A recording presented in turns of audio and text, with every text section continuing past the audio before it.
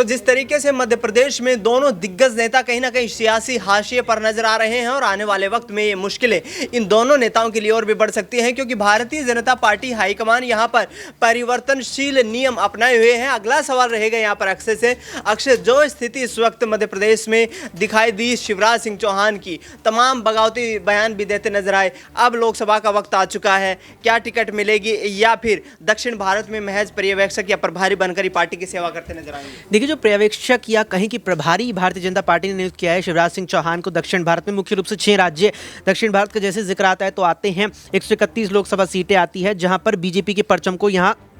और गहराई तक गाड़ने की जिम्मेदारी एक प्रकार से शिवराज को पार्टी आलाकमान ने दी है। लेकिन आप ये चीज नहीं नकार सकते, जिस तरीके से 29 लोकसभा सीटें मध्य प्रदेश में आती है उसमें बड़ी भूमिका 29 सीटों पर बीजेपी का परचम लहराने में बड़ी भूमिका यहां निश्चित तौर पर शिवराज सिंह चौहान निभाएंगे। क्योंकि आप देखिए, बीते लोकसभा चुनावों में 28 सीटें जिस तरीके से बीजेपी ने जीती थी उसमें शिवराज सिंह चौहान की भूमिका थी। साथ ही साथ हाल में जो विधानसभा चुनाव में 163 सीटें जीतकर उसने हर किसी को चौंकाया बीजेपी ने, उसमें जिस तरीके से साफ बीजेपी ने किया था कि सीएम का चेहरा कुछ नहीं होगा, केवल प्रधानमंत्री के नाम, उनके काम और उनके चेहरे पर चुनाव लड़ा जाएगा। इसका मतलब यह नहीं है कि आप इस बात को नहीं नकार सकते कि मध्य प्रदेश में भारतीय जनता पार्टी का जो कमल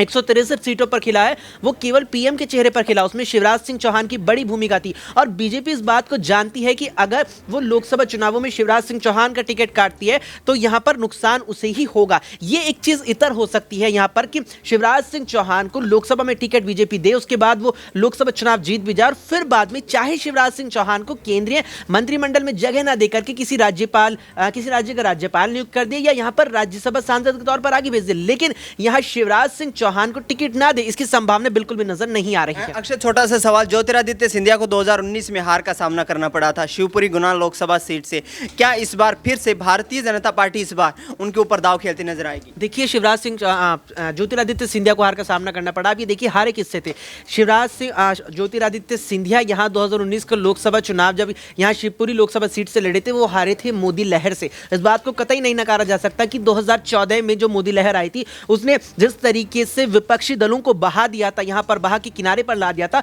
वो मोदी लहर 2019 के लोकसभा चुनावों में और मजबूत थी। इसी का परिणाम था कि बीजेपी अकेले 300 पार 19 में कर पाई थी। लेकिन इस समय जो कुछ स्थिति है यहां पर शिवराज